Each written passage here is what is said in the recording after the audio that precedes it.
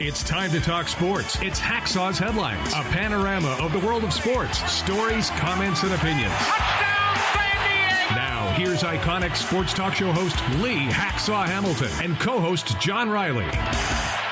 Who wants to talk sports on a Monday? We do, you do. From the DIXIELINE Lumber and Home Center studios in San Diego, coming off a great sports championship weekend, we welcome you to the Monday Bonus Podcast. Good afternoon, everyone. This is Lee Hacksaw Hamilton, along with my co-host from left field with his opinions, the venerable John Riley, and we welcome you to Hacksaw's Headlines. This podcast brought to you by DIXIELINE Lumber and Home Centers. 100 years in business, lots of locations to serve you. Got projects, they've got materials, you want ideas, they can be your best friend, the consultant. Go to DIXIELINE.com to see all the things that they have to offer. John Riley, wow, what an NFL weekend we had. We're going to talk wall-to-wall NFL football, then we're going to dive into baseball. We got NBA. We're going to go a lot of different directions, as we always do on this podcast, but wow. Wow, yeah, big games, even big games in the snow. And I guess I don't have to buy you breakfast because you don't have to buy me breakfast because each of our teams won one game this weekend in the playoffs. It was a push. Good. We'll have your wife buy us breakfast. Okay, on that her sounds credit good. Card. Hey, listen, we're going to go a lot of different directions on this podcast because we do sports talk the way it should be done. We put topics on the table, we express opinions, and when we're done, we let you take over the podcast. It's what we call Fans Forum. John, explain it. Explain it. All right, we got Callan already jumped in on board. He's got some Ducks questions for you, Lee. So if you have any questions or comments in the world of sports for Hacksaw, just drop your hot take in the live chat on YouTube, on X, or on Facebook. We'll get you involved in Fans Forum. And make sure you put, if you're with us from out of town, where are you reaching out from? Just staple that right in there. Our followers are everywhere. We got them in pubs in Ireland, and we got them in South America, and we got them in all different states across the Union and in Canada. So let us know where you're following us on the live stream.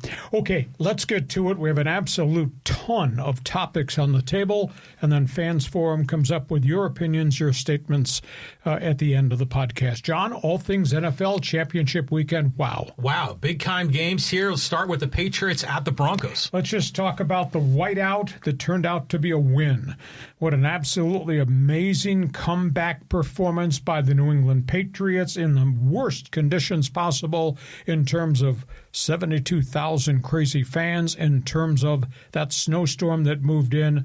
Boy, that weather changed so badly, so radically from halftime on. Drake May got better and better as the game went on, and this is the third weekend in a row the Patriots quarterback scuffled, struggled, stumbled, and then kicked it into gear and made the kind of plays a championship team needs to make. And the defense got better and better as the game wore on, too. The weather was unbelievable. The chess game the coaches played in the first half before the weather took over, just absolutely amazing. Sean Payton ambushed New England. Sean Payton put all these motion plays in with his offense at the line of scrimmage that New England had never seen on video before, and the Patriots were really kind of a step slow. Jarrett Stidham made a bunch of plays in the first half of the game, including a 52-yard pass in that first possession that got him down and got him the early lead. But in the second quarter, Mike Vrabel said, "I've seen enough. You want to do motion? That's fine. I'm sending people at your quarterback." And they started the blitz, and suddenly they knocked Jarrett Stidham out of rhythm. And suddenly the Patriot offense went away, and all the momentum changed in the course of that football game. And then the weather moved in, and it got windy, and then it started to sleet, and then it started to snow, and then it was snowing sideways. Nobody could kick field goals. Nobody could throw the ball down the field, and the game was effectively over, and it's a 10-7 New England victory. Now, there got to be some regrets here. You know, Denver was up 7-0 with the backup quarterback and all that momentum, and they got the football deep down in on a 4th and 1 and decided at the 14-yard line to try to get another first down, keep the drive going, try to make that 7-0 lead 14-0. And they blew the play up. Vrabel blitzed, Chase Stidham out of the pocket, Stidham threw it into the ground, drive stalls. If they had just kicked the field goal it would have been 10-0. They would have maintained the momentum, and they knew the weather was coming. They knew by halftime the weather was going to turn. It would have been a 2-possession game that obviously New England would have had to overcome. Did not happen. It was sad for Denver. They wasted, they wasted another phenomenal defensive performance. 5 quarterback sacks in the game. But Drake May broke their back. He had 3 big runs. He had 60-plus yards rushing, just like he did to Houston, just like he did the first playoff game to the Chargers. New England 9-0 on the road this season. Never, ever been done. And the Patriots got rid of the ghosts. First time New England has ever won a playoff game in Denver, which is something to say when you consider they had Brady, they had Belichick for all those years. First time ever, Drake May gets them the playoff victory. Very impressive win. Very heartbreaking loss for Denver. Devastating that Bo Nix got hurt. Might have been, a very different game if Bo Nix had been a quarterback. But Vrabel out-schemed him. And I do think that Sean Payton made a terrible mistake at 7-0, trying to go for another touchdown rather than a 10-0 lead with the bad weather coming. John Rowley's thoughts? After a long drought, the Patriots are back in the Super Bowl, Lee. Mm-hmm. I mean, it's been a long time, right? I know Boston they're all fired up for their guys. They're back in the playoffs. They're relevant again. But it's amazing what Vrabel has done there, turning this whole thing around. And you were even saying in the beginning of the year, or even towards the end of the season, who have they played? The Patriots haven't played anybody. Now they have. You were always questioning how good they were. And, there was no Bo Nix, but the Patriots took care of business. I mean, that was an impressive performance. I think the most unique thing, you go back and look at the Charger game, the Houston game, and now the win in Denver. All carbon copies of each other. Struggled, trailed, and progressively got better and better with adjustments as the game wore on. They won each of those games in the second half. May kept making plays with his arm and with his legs in the second half, and the defense changed everything, most of that, in the second half of their win. So that's good coaching that I see this. I'm going to counteract what you're doing. I mean, what Vrabel did to what Sean Payton hit him with, all the motion plays and the resets. New England's defense was playing a step slow that entire first half. Vrabel said, screw it. I'm just going to start sending people. You're going to motion somebody out? That's where the blitz is coming from. And, man, they took Stidham right out of rhythm. He had 52-yard pass on the first series. Yeah. He only had 88 yards throwing the rest of the game. Well, he was under siege in the second half, and he was scrambling and just kind of out of his mind a little bit. Everything was moving too fast for him. Yep. But to your point, taking that 4th down play when they had a chip shot field goal to go up 2 scores with your backup quarterback. I mean, it's like you're playing with house money here. Don't screw around here. Take the extra points. And then, okay, even if they did go for it, why in the hell are they throwing a ball with a backup quarterback? It was only like 4th and 1. I mean, find out some kind of a running play. It's all you need to do was get that first down. They blitzed, and they flushed him out of the pocket. And now suddenly Stidham, backup quarterback, getting chased out of the pocket, going to the sideline where the boundary marker becomes a defender, and there was nobody to throw to. Nobody. Everybody was covered. So jeez. And so it's like Sean Payton was sort of out-coaching himself. Smart guys. These guys are always smart. I got to do this guy. The whole world goes for 4th downs. Ask Dan Campbell in Detroit whether the world caught up to his 4th down play calls this year. So it's too bad because it could have been 10-0, and they knew the bad weather was coming by halftime. Yeah, it was a bad move. It is. That hurt him badly. Okay, so that was one. Let's talk about the second one. Seattle Rams. Oh, man, heartbroken for the Rams. They did everything but finish it. I tried to come up with a phrase that would describe what happened last night. Chunk play city. Sam Darnold, brazen, bold, no fear, let it rip. He just kept throwing. Some of the covers should have been picked, but he kept completing more and more passes as the game wore on. Sam is the man. What a season. 346 yards. And his comeback tour is now complete because he's going to the Super Bowl. Matthew Stafford, he did everything he could, but he doesn't play defense and he doesn't return punts. He got betrayed. He threw for 374, and he was under siege. He threw 3 touchdowns, and he ran out of time. Those two teams combined for 50 first downs. Those teams combined for 875 yards in a championship game. Puka Nacua, 9 catches, 165. And Jiba, 10 receptions, 153 for Seattle. But Darnold has fought through so much adversity with such tenacity. And he just looks so different in the Seattle system than he looked a year ago in Minnesota, and then prior to that with all the places that he failed at. How about the third quarter? Nobody could stop anybody. 4 possessions, 4 touchdowns, all big plays in the fourth quarter of that game. Rams, defensive secondary, just got scorched. The Rams could not cope with the motion packages they were running at the line of scrimmage. You could see their corners and their linebackers were looking at each other as to how they should react when Seattle put Njiba and all these other guys in motion during the course of the game. How about Cooper Kupp? Yeah. Speaking of the word ghosts, coming back to haunt the Rams. Totally. Clutch-ass Kupps along the way. And then there were stupid plays. Why Xavier Smith is still returning kicks? Because he had muffed one earlier in the game and covered it, but he had muffed ones in other playoff games too. Why is he returning kicks when you got a much trustworthy Blake Corum running back who had done it also early in the season? And they wound up benching Xavier Smith and went to Corum, but damage was done, and the secondary just got torched. I went back and checked this morning. Seattle's offense, 17 chunk plays, that's 10 yards or more, against the Rams defense. They were just torching them. Did not matter who the receiver was. The Rams were just lost in coverage. And then we get to the Sean McVay smart guy question. So you're fighting for your life. It's like a man trying to breathe who can't breathe, and you're gasping for air.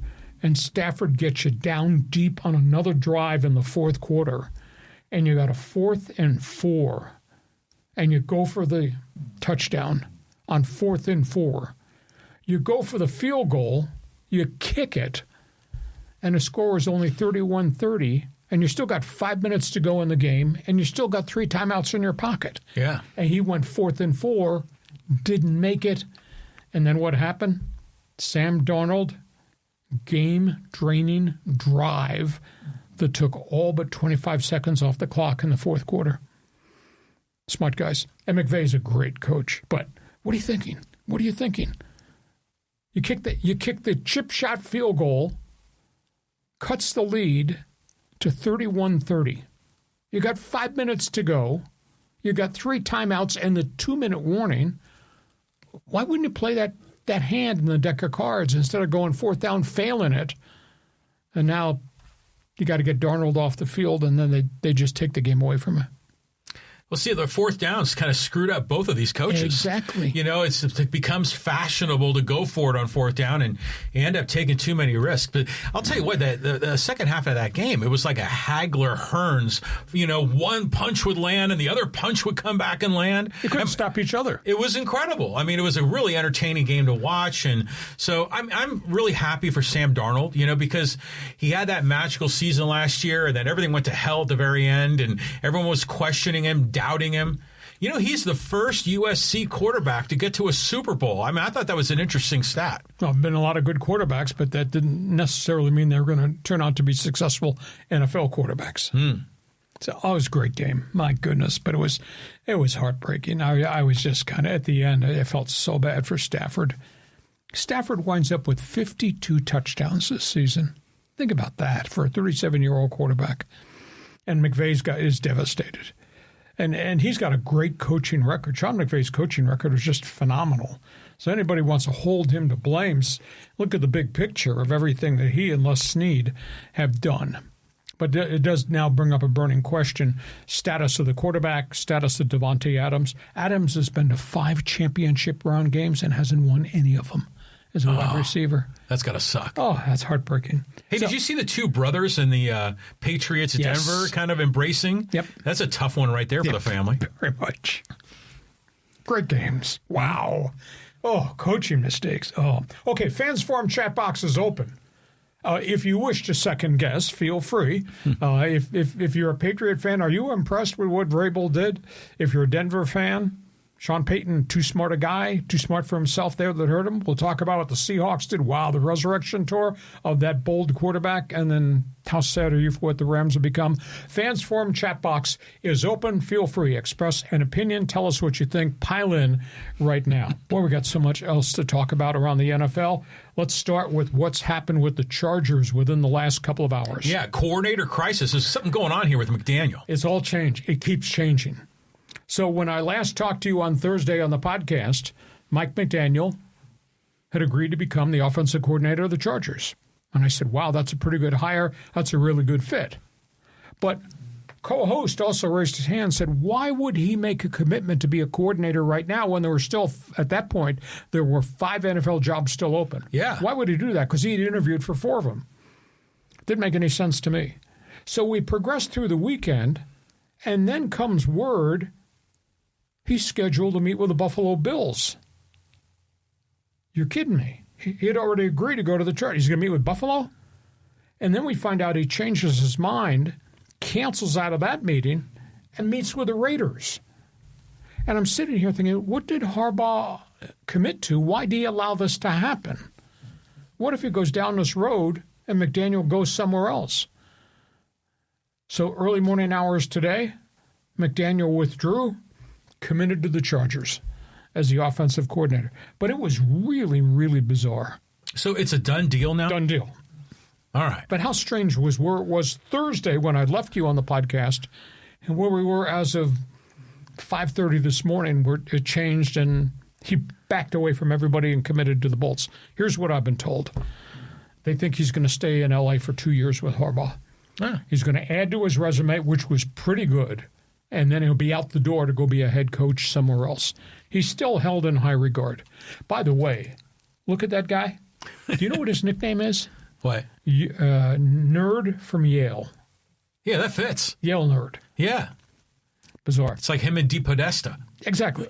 But, his first 2 years as head coach in Miami, 4,600 yards per season offensively with Tua. But that's before Tua got hurt. Of course, the numbers were cut in half the last 2 years, and they eventually wound up benching Tua. But I'll tell you what, he is creative juice, mad scientist. What he does with formations, what he does with motions, what he does in the red zone, that's why this guy's getting head coaching jobs despite just having been fired by Miami.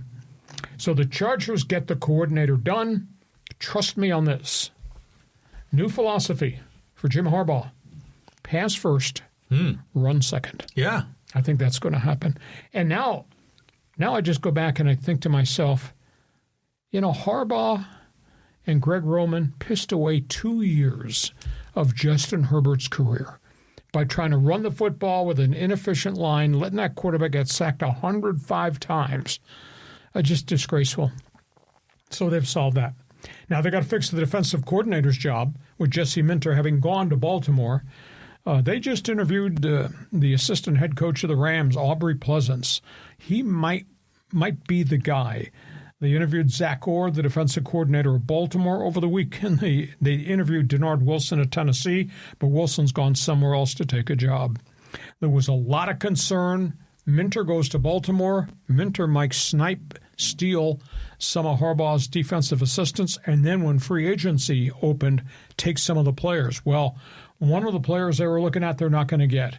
Teair Tart this morning signed a 3-year, $37 million contract extension, $12 million a year for a nose tackle. Boy, I've never seen that kind of price.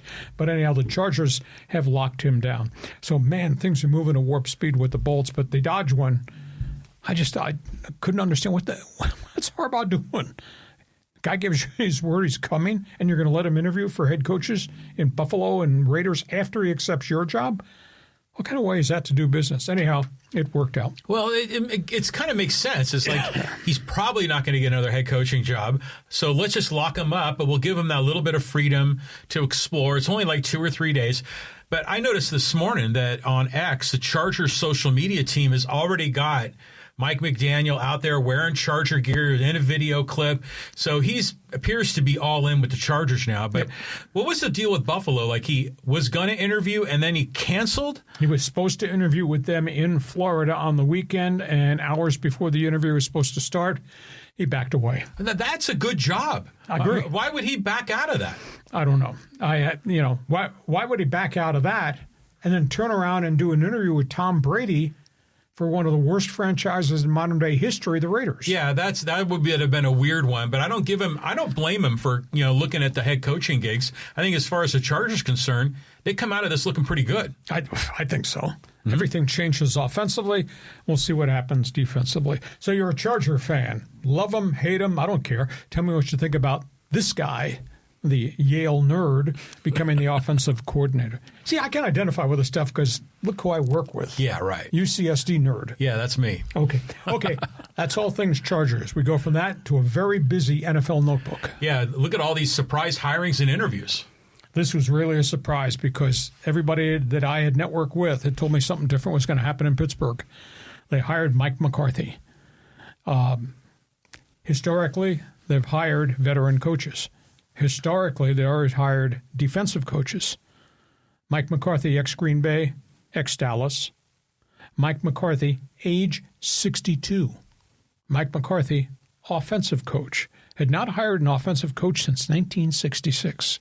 Everybody they hired since then, starting with Noel, came off some form of defensive tree. Really? Yeah. Oh, I didn't know that. So that was interesting. McCarthy, career record 174, 112, and 2. I had been told they were going to move on Nate Scheelhaase as soon as the Rams season was over, and instead McCarthy went in there, and they really liked his philosophies. They liked who he represented, what he had accomplished, what his resume said, versus Scheelhaase, who's just a bright, light young guy, hasn't done it under fire. So that was a bit of a surprise. Now, I got to solve the next one. Next question in Pittsburgh, you got the coach. Are you bringing Aaron Rodgers back at age 42? Interesting. Rodgers played for McCarthy. Or is the next quarterback already on the roster, this kid from Ohio State, who played really well in preseason, then got hurt, Will Howard? Oh, yeah. Might you turn Will Howard over to Mike McCarthy and say, mold him, groom him, play him, and make him a star? That's going to be interesting. That's the next offseason question in Pittsburgh. Initially, in Pittsburgh over the weekend, when the story leaked out on Friday, Steeler fans said, why him? He's old. Why him? But then the more they thought about it, they started thinking, offensive guy. We haven't had that in a long time. Him and Rodgers. Yeah, they were linked. They got along. That makes sense. And they said, well, maybe it's not Rodgers. Maybe it's Will Howard. So Pittsburgh story is really intriguing. Buffalo. They talked to Phillip Rivers. I think Phillip Rivers was on a fact-finding mission about what it would take. I can't see Phillip Rivers, his wife and 10 kids going to Buffalo. And by the way, being an NFL coach, whether it's a head coach or it's a coordinator, that's a lifetime marriage to being in that office looking at video all the time. That's not a 9-to-5 job. So maybe Rivers was just on a fact-finding mission to see what it would entail. I can't believe that Buffalo would think you could hire somebody as great a person as he is, great a quarterback as he is, with zero experience. But anyhow, Rivers this morning withdrew, said, I'm not going to be a candidate for the job. They did bring in over the weekend Grant Yudinsky, offensive coordinator under Liam Cohen in Jacksonville. Now, they like him, but he's got zero head coaching and play calling experience. So that's kind of unique. And obviously the one that's still out there, who was with the first one they interviewed after they hit the eject button on Sean McDermott, is Brian Daboll of the Giants, who was there with Josh Allen when he first came. Daboll went from Buffalo to the Giants. But how do you explain to your season ticket holders, yeah, we're excited. We had a guy who was 20-40 with the Giants who got fired. So that's the Buffalo storyline. Raiders, it's really interesting. interviewed Dable over the weekend. They now have a short window, even though the Seahawks are in the Super Bowl, to actually interview Clint Kubiak. They did interview Mike McDaniel, but he's obviously off the board. So it may well be it'll be Kubiak or maybe Dable. I bet it's going to be Kubiak. Cleveland. Boy, this thing is weird. Cleveland's officials are in Los Angeles as we speak, interviewing Shieldhouse of the Rams. Is that a reach? Zero experience, never called plays. You're going to bring him in to solve that quarterback conundrum in Cleveland. Obviously, they were kind of stunned, pissed that McDaniel backed away from him. They talked to Udinski, but they could not move on Udinski in Jacksonville because they violated the Rooney Rule. They had to interview a second African-American. Shieldhouse is the one they were interviewing at this hour. He might wind up getting the Cleveland job, but is he fully qualified? That remains to be seen. Arizona Cardinals, it looks like it's going to be somebody with defensive items on their resume. Second meeting with Miami's defensive coordinator, Anthony Weaver. Raheem Morris is still out there. Long shot might be Mike LaFleur, the Rams quarterback coach. But again, he's never been a play caller per se, so that bears watching. New York Jets. I don't know how Aaron Glenn still has his job. You know, it was a miserable season. He's now fired 7 assistant coaches in the last week and a half with the New York Jets. So they're going through just a total rebuild less than a year in since Aaron Glenn got hired. And the final story, 49ers. I thought of you on this week. I thought of you a lot this weekend.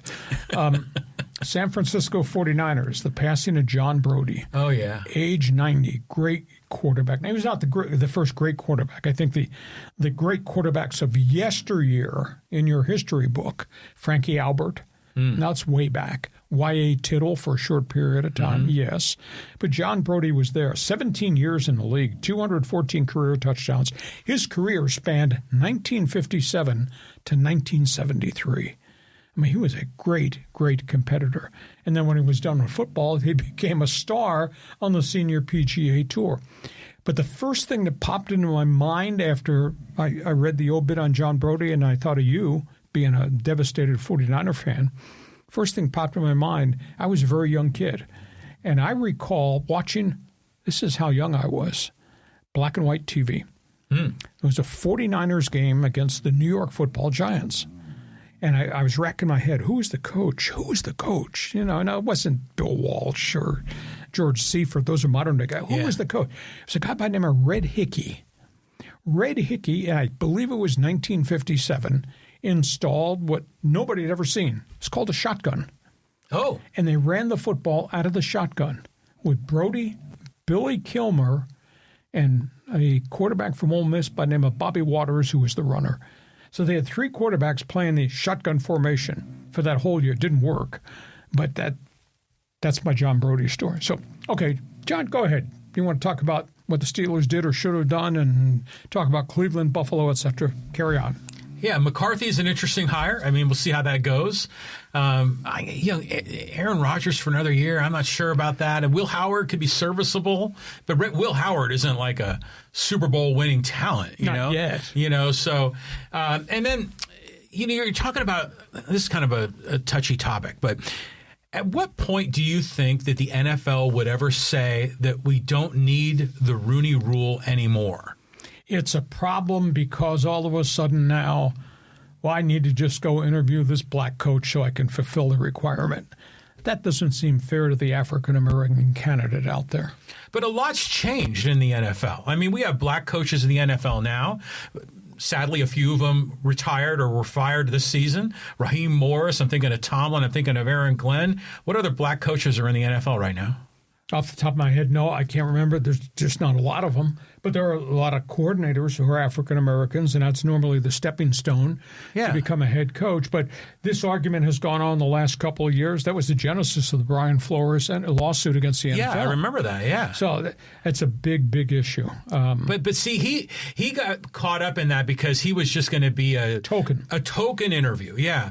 But I don't know, it just seems like the NFL, now granted, I'm an outsider looking in, but the NFL has evolved beyond the point now, because there's been successful, black NFL coaches.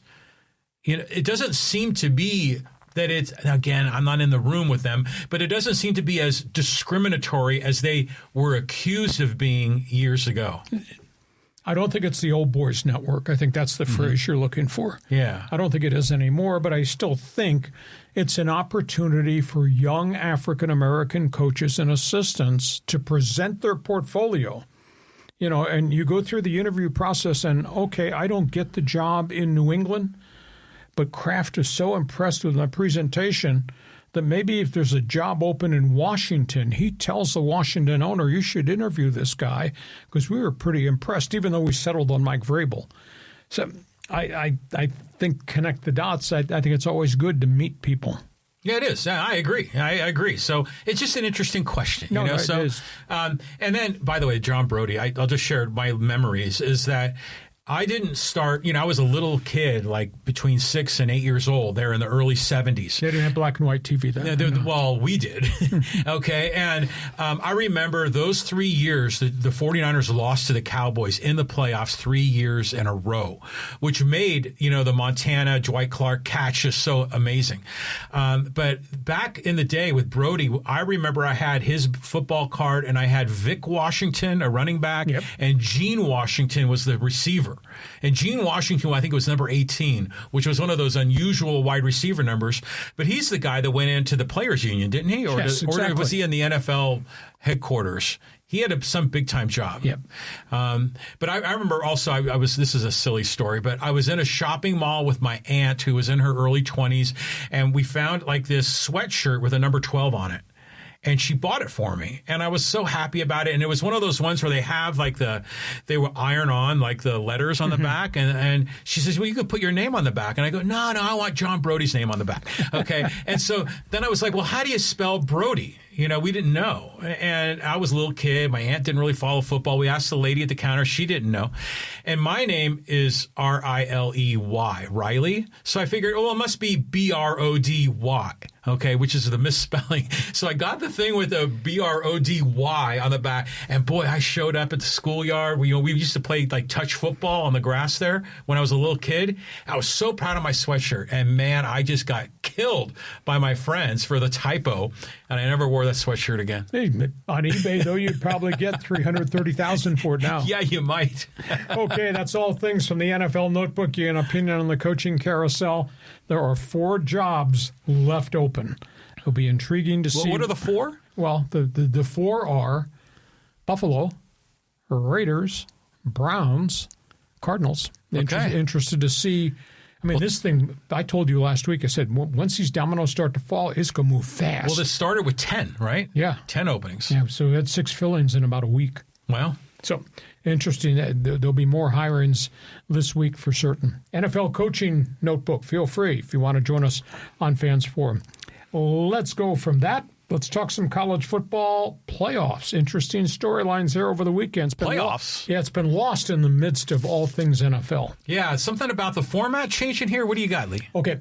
College Football Playoff Committee, which is really run by the Big Ten and the SEC, met over the weekend, and they've been going back and forth about change the format, expand the format, who's in, who's out of the format. They could not come to an understanding. At the end of the day, we're going to have a 12-team format again next season in 2026. The one that Indiana just won. We got the champion teams from the ACC, Big Ten, SEC, Big 12, all get in. The 5th one will be Notre Dame if they're ranked inside the top 12 of the college football playoff. The 6th one, Notre Dame. The 6th one will be the top championship-rated team from the group of 6. Okay. That's how James Madison, et cetera, got in. Okay. Guess who's not guaranteed a slot? The Pac-12. They will be moved to the group of 6. So you got the Pac-12 and the AAC and the Mountain West and the Mid-American Conference and whoever else is out there. They're all competing for probably one playoff spot. So that blows away the idea that the Pac-12 is back. No, you're not. Pac-12 is like the Mountain West 2.0. That's got to be heartbreaking. I don't know if anybody paid attention to the potential of what could happen with this, but this Pac-12 alignment is no better than the Mountain West alignment that we were so used to. So that's the big story there. Over this next calendar year, the Big Ten and the SEC will sit down and continue to have dialogue. Do we take it from 12 to 16? Do we take it from 12 to 24? If we expand it, do we just tell the guys from the group of 6, over there in that corner will be your playoffs. You have your own separate playoffs. You won't be part of what we're doing, that's another argument unto itself. Separate but equal. Yeah, past tense. I know, that's out. just wrong. I mean, that's what makes the March Madness so great is you get the mid-majors in there and they go up against one of the blue bloods and magic sometimes happens. And then they're just doing the dirty on the Pac-12. I mean, that's just not right. It's all about the big boys and the big bucks. Right, exactly. Okay, so that's where we are. You're a college football fan, agree or disagree with that, jump on board. We go from that. Let's talk Major League Baseball. We got all kinds of storylines here that we want to talk about. We'll start with Padre Baseball. Yeah, a lot going on with this Darvish story. Oh, this is a touchy story here. I don't know if the Union Tribune got lured into writing a story that wasn't factually totally correct. I'm not quite sure where the first source was. Darvish, elbow surgery, miss all of 2026. There were insinuations, maybe I'll retire. Then somewhere along the way, there were quotes picked up that the UT picked up that said Darvish was going to strictly concentrate on his private life and do his rehab.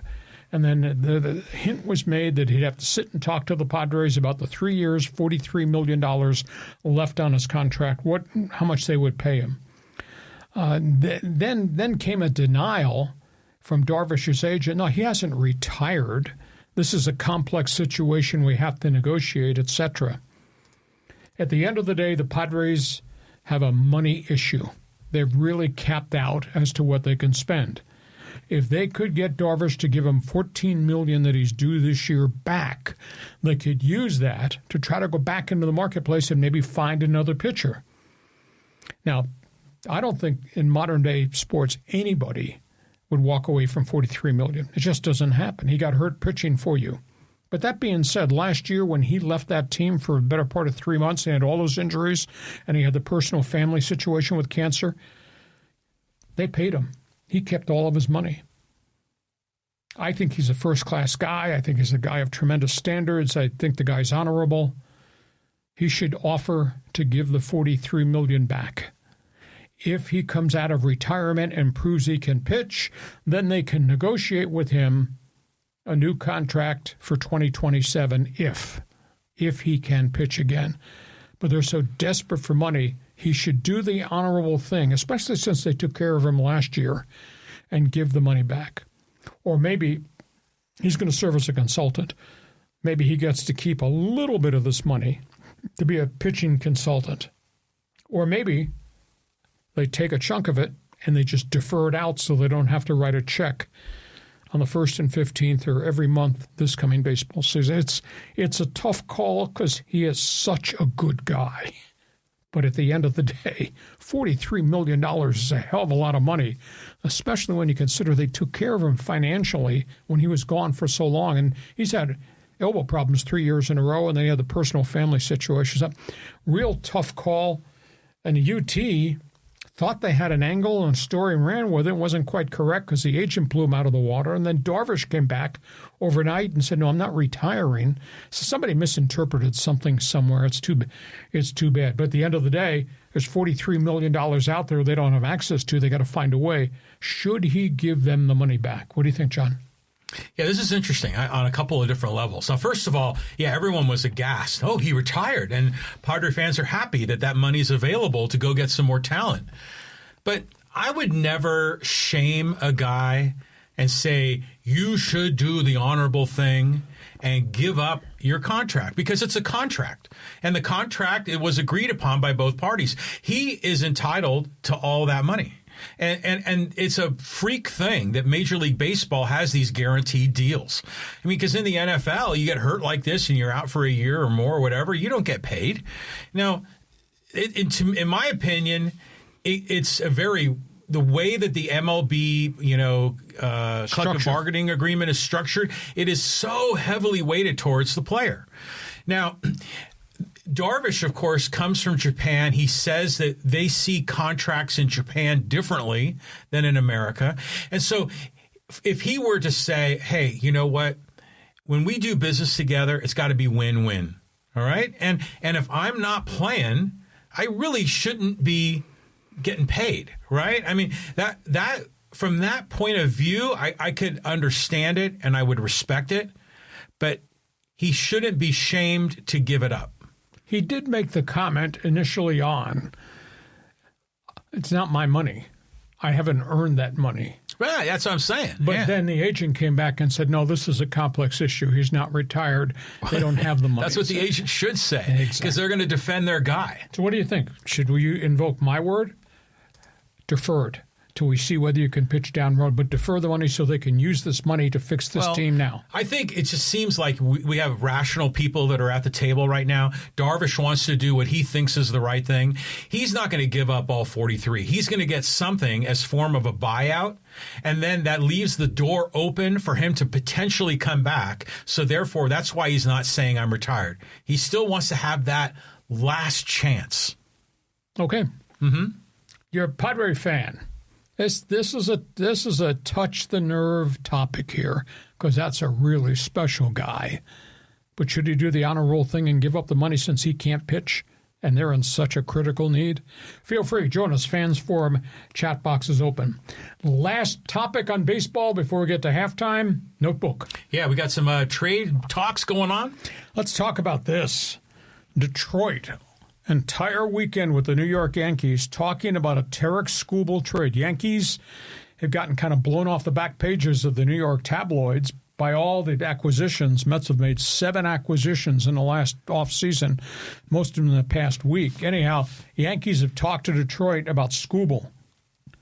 Detroit asked for power hitter Ben Rice, hot young outfield prospect George Lombard, veteran pitcher Clark Schmidt, who's pitched well either sides of surgery, and Cam Schlittler, another young pitcher who put himself in the rotation last year. The Yankees backed away. The Yankees said, no, we're not trading 4 guys for 1. And the Yankees said, here's a 1-year rental. Wait a minute, time out. This is the Yankees, #1 market in the country. You're trading for Skubal, and you don't think you can afford to re-sign him? Of course you could re-sign him. It's New York Yankee dollar bills. The Dodgers will outbid them. Yeah, so that's where we are with the Detroit Yankee thing. They were talking. It stalled on Sunday. At this point, nobody's going forward. Washington, Texas. Man, there's a lot of heat being directed at the Nationals about Mackenzie Gore. You know, they traded him to the Texas Rangers in a 4-for-1 deal, all minor leaguers. Only one of them, an upper-level minor leaguer, is now ready to play. In Washington right now, most everybody else is at A or rookie league ball. So the screaming is that, Mackenzie Gore, you did not get enough for him. But the inner circle says he was 26-41 as a starter. Now, wait a minute. The guy was tremendous the first half of last season when he gave him the ball every 4th day. He's grown into become a starter. You can't denounce him just because you didn't get enough in the transaction. And by the way, we should denounce you. You're not signing him to try to keep him as a foundation with C.J. Abrams and James Wood? Is that not your future? I just don't understand the methodology of Washington dropping his. Well, he was 26-41. Well, yeah, he's on a rebuilding team with rookies, and you had no run support. I just think it was so unfair. So anyhow, he's gone to Texas. And the other story is the Houston Astros. When I saw this, I thought of you. Oh, no. Carlos Beltran. Oh, yeah. Hall of Fame press conference, Cooperstown. Yeah. Going into the hall. He says, what happened in that World Series should not define me. And I said, geez, I I hope John Riley's listening to this. He said, what should define me is 435 home runs and 315 stolen bases and a lifetime batting average of 280. John Riley, are you paying attention to what Carlos Beltran had to say? Okay, go ahead. Comment there. Start with the Tigers. Yeah, Carlos. No, I'm not talking about Carlos Beltran. That's weak. I mean, it's like, don't look at that. Don't look at the skeleton in my closet. Come on, man. I mean, that's part of the package, you know? It's the same thing with Pete Rose. You can't say, hey, don't look at what I was doing betting on baseball as a manager. Just look at my playing. It's just the whole thing. You got to capture the whole thing. The Nationals trading Mackenzie Gore, it just seems like now I'm hearing C.J. Abrams deals are going on. They're not doing it. They're like one of those. I mean, how many teams are in baseball? Like 30? 30. So 20 of them aren't even really trying. I concur. And you're not keeping one of the foundation kids, and then you drop hints after you trade him. Well, he was 26 and 41. What a cheap shot. Yeah. But, you know, Gore, he was the number one overall pick, wasn't he, that 1 year where the Padres got him? I mean, he's a hell of a talent, but he hasn't been like a Paul Skeens or a Tariq Skubal. He hasn't been as great as we all thought he would be. He's like right now kind of like a middle rotation guy. Okay, that's an interesting story. Okay, that's all things Major League Baseball. Feel free to join us. You stand at street corner with John Riley, pointing at Carlos Beltran, said, I said, look at the statistics. He belongs in the Hall of Fame. Okay, we get to halftime. This podcast is brought to you by DIXIELINE Lumber and Home Centers. Been in business for more than 100 years in San Diego. What I like about DIXIELINE, in addition to the fact that they supply lumber for just the building of all these homes in San Diego County, is the other things they do. They do things like interior decor and patio decor out by the pool. And if you're Mr. Fix-It, their tool section at DIXIELINE Lumber is absolutely through the roof. So, John, just go ahead and walk us through what you see there. Well, yeah, I mean, there are great things that DIXIELINE offers with tools. But I just want to talk about an interesting story. Because, you know, a lot of DIXIELINE's customers are contractors, builders. They're out on job sites. You know, they're getting lumber delivered there. But they listen to sports out on the job site. And they listen to sports talk radio. We see the guys kind of rolling into the DIXIELINE lumber yard. You know, you can drive your pickup truck there. They'll load it for you in the lumber yard. But those people are listening to sports. They all know who you are. You know, so that's really cool about having DIXIELINE as our marquee sponsor, because they're deeply connected to the sports community, to the builder contractor community. And like I said, man, you can just roll into any DIXIELINE location, drive through lumberyard. They'll load it up. You can place your order ahead of time. They'll have it all packaged, ready to go. They'll even deliver to the job site. So what a win for contractors and builders throughout Southern California. You got projects, you got materials, you want ideas, they can be your best friend and consultant. Just go to DIXIELINE.com to see all the things they have to offer for you. Okay, we are at halftime. When we're done with topics on the table, because we do sports talk the way it should be done, we open it up to you. It's called Fans Forum. Have we given you enough in the first half of this podcast to get you to react? John, for the people on live stream, how does Fans Forum work? You see, everyone in there is like Rams fans. They're not happy right now. You know, they're kind of crying in their tears, crying in their beer. So anyways, you've got a comment or question about the world of sports, just drop your hot take in the live chat on Facebook, on X, on YouTube. We'll get you involved in Fans Forum. Fans Forum is made for you. Have an opinion, don't suck. Jump on board. That's coming up right at the end of this podcast. If you like sports, I write about sports every day of the week. You need to read my One Man's Opinion column today. It's on my website, LeeHacksawHamilton.com. That website is loaded every morning by 7 a.m. for you to check out all the big stories. Also, become part of Hacksaw's Insiders Group. You can register by filling out the orange box right on the homepage of the website. Then you'll get the 2 newsletters that John and I send out each day to the Insiders Group. So feel free to do that. Share. Tell everybody what we do Mondays and Thursdays at 1:30. Subscribe. When you subscribe on the YouTube channel, you will get the alerts every time we put additional videos up on my YouTube channel. Give us a thumbs up. hit the follow button, give us a 5-star rating. You can't believe how that helps us in terms of the rankings through all the different social media platforms that we are on. Did I cover it all? You did. I feel like I'm missing something. No, you got it all, man. Yeah, like, follow, share, and subscribe. Okay. We just love having you here as we're in the middle of our 3rd year doing this podcast. Okay, let's go to the second half because we got other topics on the table, and we're shooting 3-point shots here. Yeah, big win in Vegas for the Aztecs. San Diego State. This guy was there.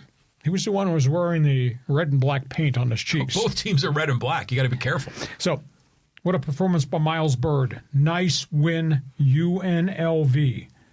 San Diego State, just red hot. There was a stretch early in the game. There were 9 of 11 shooting the ball. There was entire game. There were 22 of 26 from the free throw line. And they ratcheted up their defense in the second half of that game and just choked Vegas off the floor. Vegas.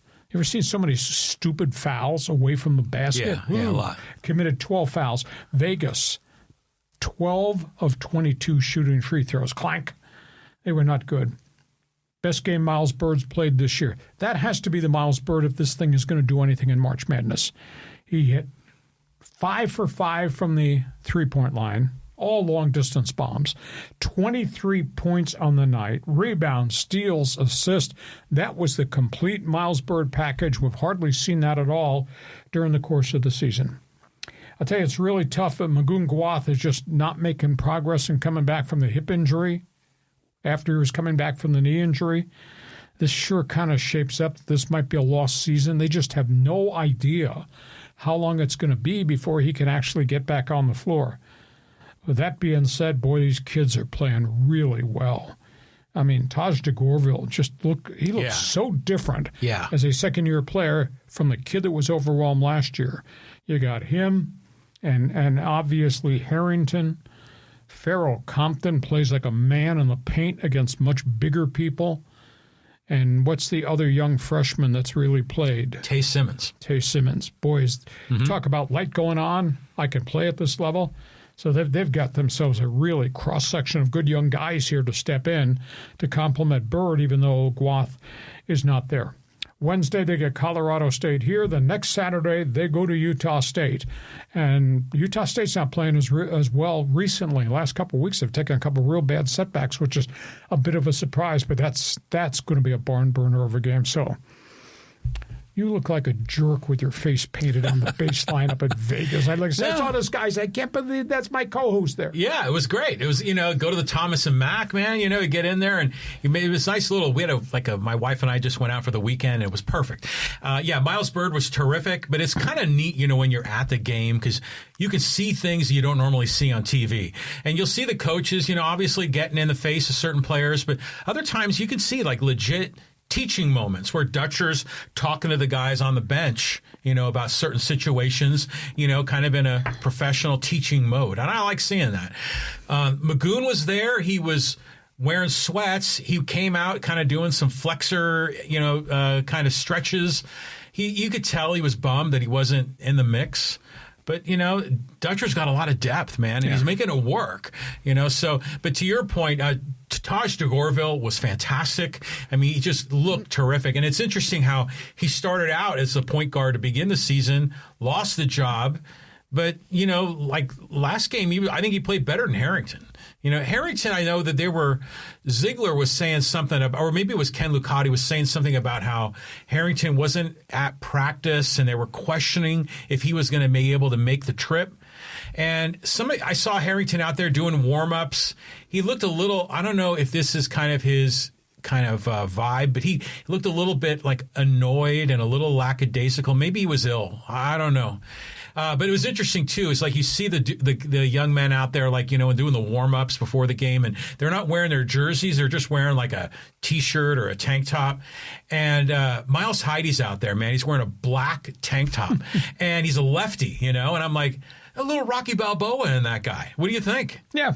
He had a good game. He offensively he's not great, but he does enough on all the other aspects, with the exception of shooting free his throws. offense has really improved. I big step. Yeah. But when you're at ground zero, you can take big steps. Yeah, good on him. That was a nice win on the road. He's worked really hard. He really has. He's earned it. So that's where we are with the Aztecs.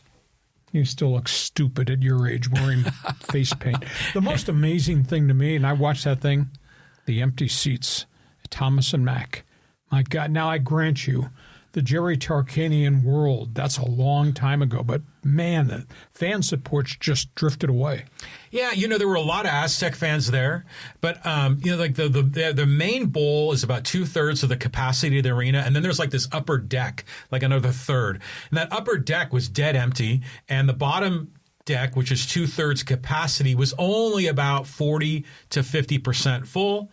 A good amount of Aztec fans there, but I will give this up to Vegas, man. The opening ceremonies, they had like the pyrotechnics going on. They had like flamethrowers off the top of the backboard. I mean, it was a total Vegas show, and they did a really good job. I mean, I'll give the credit to the university and the presentation, but the Aztecs were definitely, a superior team, and they proved it. Okay, you're an Aztec fan. How about Miles Byrd? Can we cap that, bottle that, and make sure we use that every game going forward on Wednesdays and Saturdays? Because that's the Miles Byrd Aztecs need going forward towards March Madness. So we go from that. Fans Forum is open for San Diego State fans. Let's talk some NBA notebook stuff. Yeah, Jeannie Buss at the top of the list. Oh, this is quite a story. ESPN at the end of the week had this big essay, this investigative piece, just ripping to shreds Jeannie Buss's leadership.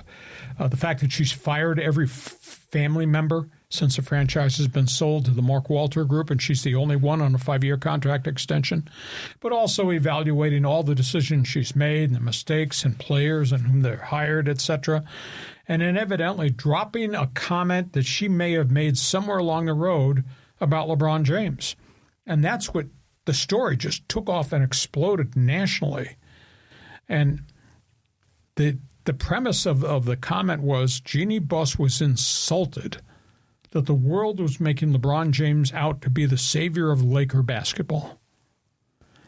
And that story has just taken on a life of its own. So while the Lakers are on this 8-game road trip, obviously the national media and the beat guys are going to ask him about this insinuation that Jeannie Buss no longer likes you and never viewed you as the savior of the franchise. Well, hell, I viewed him as a savior of the franchise because she had made so many mistakes running the franchise.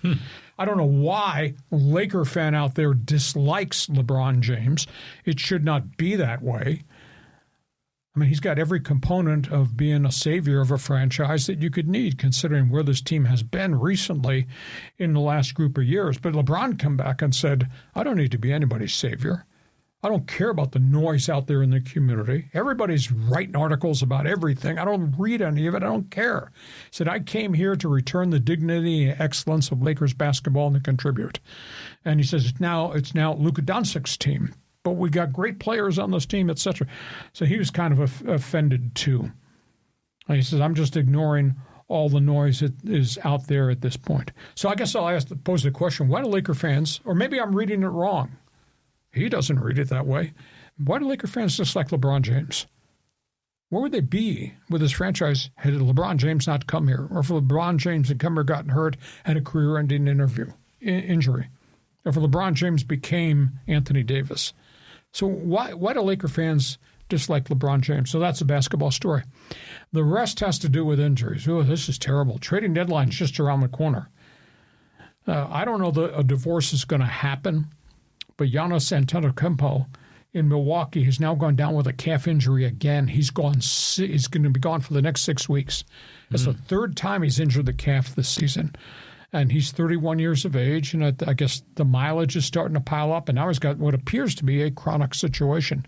So it's devastating. Milwaukee has just fallen apart around him, and now he can't stay on the court, and a trading deadline is coming up. And then there's Ja Morant, Memphis. He doesn't play well when he's with them, and he's off the court a lot with suspensions, off-the-court problems, and he's injured again. Now he's injured his elbow. He's out 3 more weeks. So the question is somebody going to trade for him? Because his name is mentioned in Toronto. It's mentioned in Minnesota. Somebody going to trade for Morant with baggage of injuries and all the baggage of stuff off the court. And Jonathan Kuminga, he goes down with a knee injury on Friday. Golden State is obviously trying to trade him, and he's got a deep bone bruise. Those things don't heal by Monday. Those things take forever. So what's his trade value, notably to Sacramento? So messy times in the NBA. So do you like LeBron James? Are you anti-LeBron? Or what do you think the world does not like him in L.A.? Well, he can be whiny sometimes, and there's clearly been soap opera going on. You always wonder, is LeBron, is he like the behind the curtain GM? I mean, do you need to get LeBron's permission before you trade for someone else? There's always been that speculation. And you kind of wonder, okay, he's obviously a talent, but is he the team leader? I mean, he's no Magic or Kareem. I mean, his personality is very different. So I don't know. But when you say a savior, now, from the Lakers' perspective, yeah, the franchise was crap there for a while after Kobe, right? Yep. After he, retired, and rest in peace. But how long was that? Maybe 5 or 6 years of purgatory before LeBron showed up? Mm-hmm. So when Jeannie Buss signed him, she may not have used the word savior, but she certainly intended to have him come back and put the Lakers back on the map. Exactly. But once you use that word savior, you're thinking he's like a religious figure that's going to come and have supernatural abilities, and he's clearly not that. So it's just more Laker drama. I mean, it's a shame about Giannis. I mean, you'd like to see that guy win more. I think he deserves it, and I wouldn't touch Ja Morant, with the 10-foot pole. Okay, you're a basketball fan. How do you view LeBron James? That's a simplistic question. Give us an opinion. We're going to get to the fans forum shortly. We go from that. Hockey Hotline is open for business. Yeah, Hockey Hotline. We got the Kings at the top of the list. Yeah, let's talk about this. NHL trading deadline is coming up on the 5th of February. Huge rumor. I don't know how they make this trade, but maybe they do. They want more goal scoring. The Kings are talking to the New York Rangers, who evidently are about to clean house, about their leading scorer, Artemi Panarin. He's got 19 goals this season. He's got 321 career goals. He's in the final year of his contract at $11.8 million, and the Kings have talked to the Rangers about him. Now, I don't know whether it's just a number one pick for a 31-year-old player, or whether it's got to be young players be part of the package. Rangers are a mess. The heavy loaded contracts, and just nobody's playing well.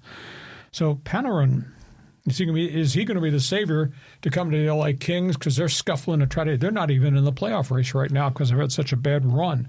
That's an interesting story. Really weird story in Toronto. Mitch Marner, great goal scorer, Maple Leafs, hometown Toronto kid, left. Free agency was coming. They traded him to Vegas rather than get nothing in return. So he's playing for a good Vegas team. Mitch Marner plays his first game back in Toronto. And they put this video up. They ran in the first period at Air Canada Centre with the highlights of Mitch Marner. Well, there's not been a lot of highlights because the Maple Leafs don't play well in postseason. Haven't won a first-round series since, Christ, I don't know, a long time. Wasn't it 1967? Well, that's when they won the Stanley Cup. Okay. And which was a lot of slap shots ago. But at the end of the day, they put this video up, and the Maple Leaf fans boo him. Whoa. That's harsh. And this kid scored 230 goals for the Maple Leafs, and he was the running mate of Austin Matthews. But, out there was the whole free agent thing. Are you going to stay? Are you going to leave? He was asking the moon. The Leafs are not going to pay that, and they wound up getting rid of him. So it was kind of sad because the kid has been a really good hockey player. He got booed by Maple Leaf fans during the video. And the last one, how about them Ducks? Hey. In the midst of a 9-game losing streak, turn the switch on, they've won 7 in a row. Good for them. And all their kids are doing it. And last night, Beckett Seneke, 19-year-old, doesn't look like he shaves. He looks like a senior at Poway or Rancho Bernardo High School. He scores 2 more goals. He's got 17 goals as a 19-year-old rookie. And Cutter Gauthier, who came from Philadelphia, the other guy, he's got like 18 or 19 goals. McTavish has started to score. Leo Carlsson, the Swedish star, is hurt right now with I think it's a calf injury. He'll be back. But, boy, the Ducks are all of a sudden, it's like a light switch is gone. They won 7 games in a row, and they've just kind of ignited everybody at the Honda Center, a.k.a. used to be known as the Pond. So that's where we are. See if the Kings should trade for a guy that's making $11.8 million on a 1-year contract? I don't know. I mean, honestly, I'm more thrilled about the Ducks. I mean, rather than talking about the Kings. I mean, I'm just happy that they're having success because they've been down for so long. Yep. I have a question, though, about the calendar because we got the Olympics coming up in a few weeks. Now, does the NHL take time off? Yes. Okay. There'll be like a 2-week window there. That's what was my question, is how long was that going to be? Okay, so what's the timing? When do the Olympics start? Well, the women's hockey starts February 11th. I think the men's start maybe within that week or the end of that week. So the second half of February will be off. Trade deadline is February 5th, and then all rosters are frozen. Oh, frozen? Yep. Hockey term. Yeah, it is a hockey term. Okay, well, good on that. Good on the Kings, good on the Ducks, and Maple Leaf fans booing Mitch Marner. That's... Come on. Maple Leaf fans pay $140 to buy a jersey out in the hallway and then get angry at the Maple Leafs and throw the jersey on the ice. Yeah. At those hockey fans. Okay. Hey, NHL Notebook. You got a topic there? Join us, Fans Forum. Last segment, late-breaking stories. You're going to run through this quick. Yeah, start with the Australian Open. Australian Open tennis tournament. They're on a collision course, but boy, one of them almost got derailed this weekend. We're talking Carlos Alcaraz just overpowering and pounding everybody at the Australian Open. The other superstar, Jannik Sinner, almost lost. Fell apart, calf problems, cramping hamstring. It was 104 degrees on the court. We forget. It's chilly here. Yeah. It's the middle of summer on the other side of the equator. Melbourne, Australia, the heat conditions were brutal. And he had to stop to go for treatment, and they closed the roof.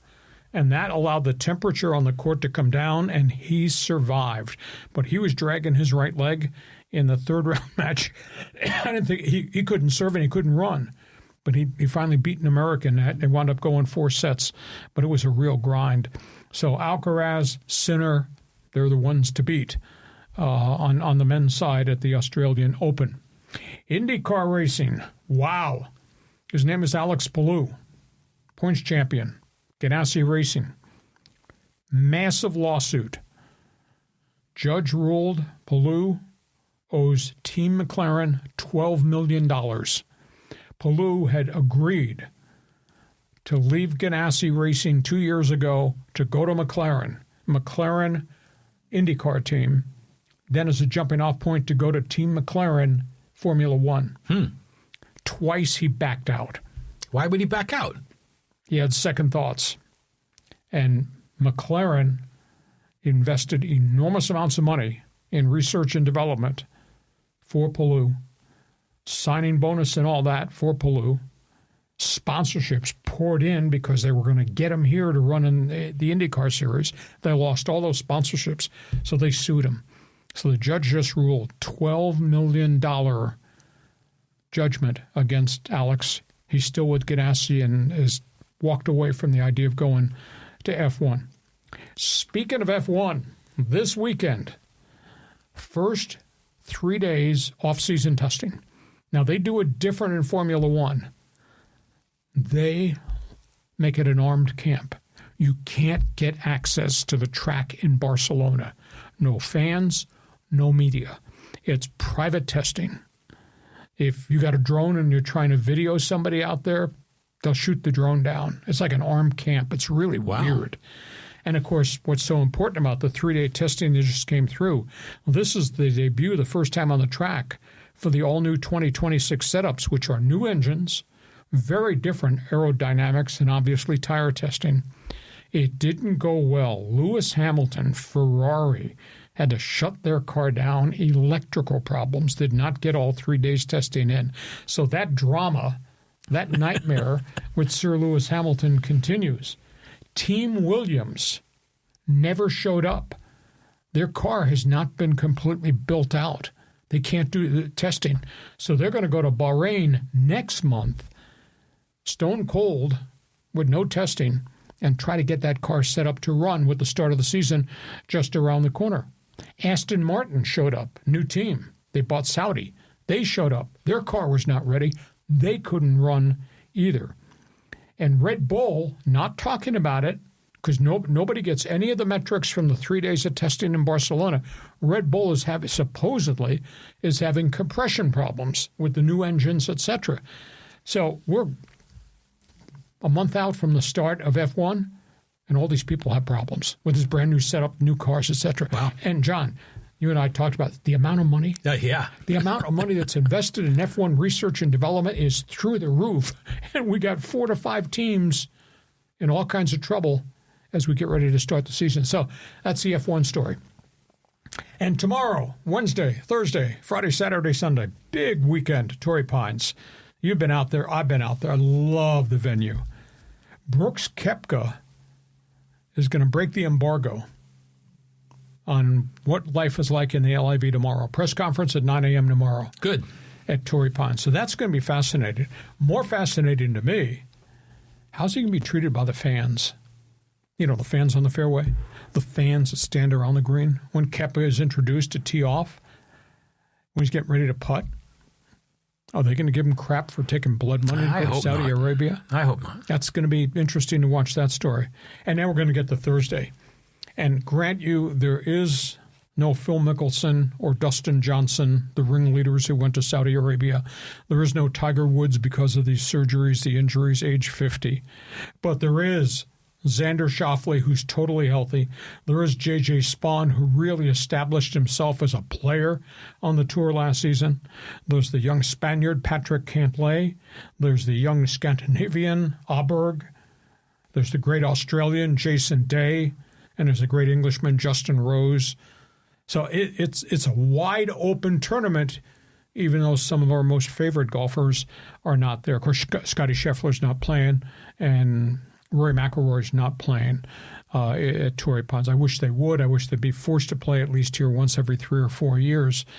But the tours let them pick and choose where they want to go. And by the way, speaking of Scottie Scheffler, I don't know if you know what he did up at La Quinta up in Palm Springs over the weekend. 27 under par. Is that good?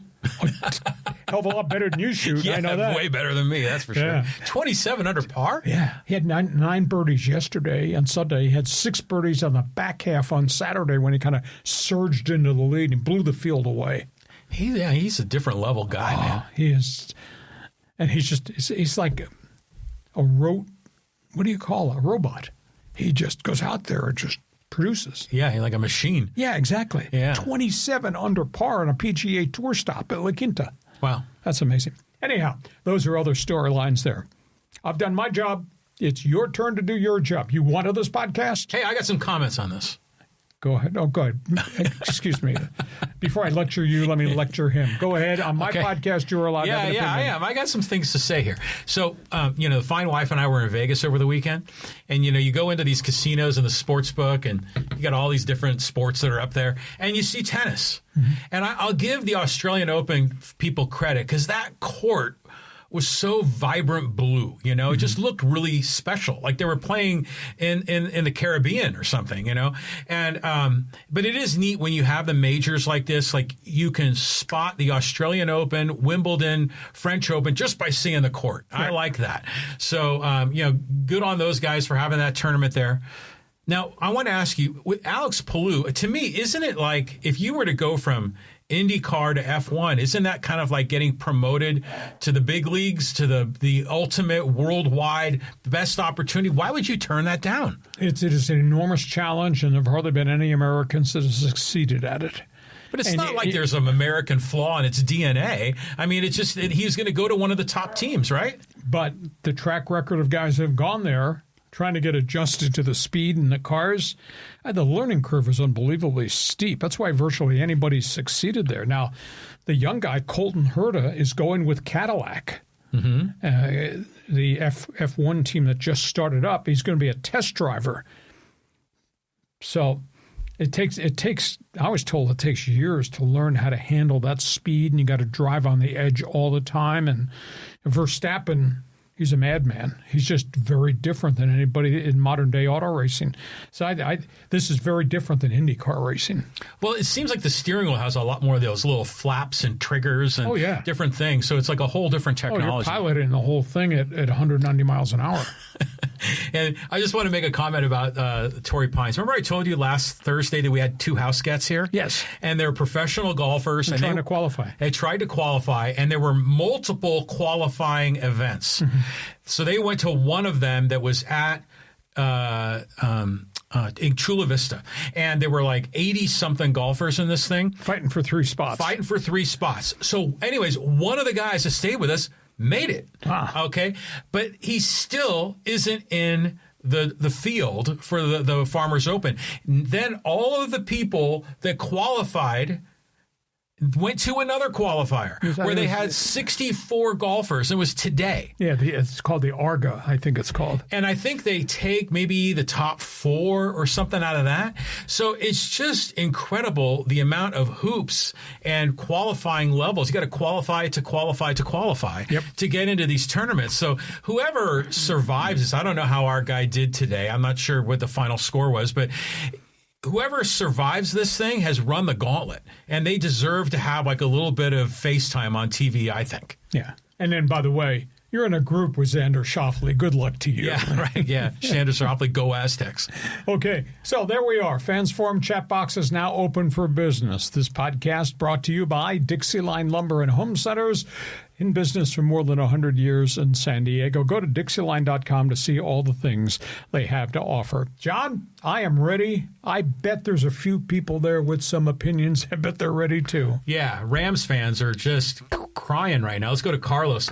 Hey, Rams just blew a golden opportunity to win this year's Super Bowl. The refs didn't help. Face mask not calling a drive in the red zone. Cup was short on first down in the fourth quarter. Plus the muff punt and the defensive interference.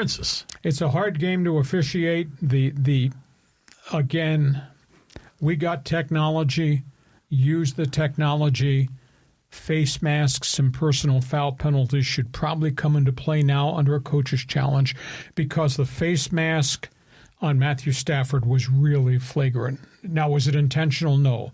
You got pass rusher getting hammered, getting blocked, reaches out to try to tackle Stafford as he's going by, but he did yank him. Yeah. They never called it. And there were some issues about goal line calls, first down calls. And again, the instant replay is not a perfect science, and some of those calls when you got so many bodies in the pile. But it was devastating. And at the end of the day, though, that guy should have not been returning punts, because he's had a history of dropping stuff and dropped one earlier in the game. Secondly, you had a chance to get points.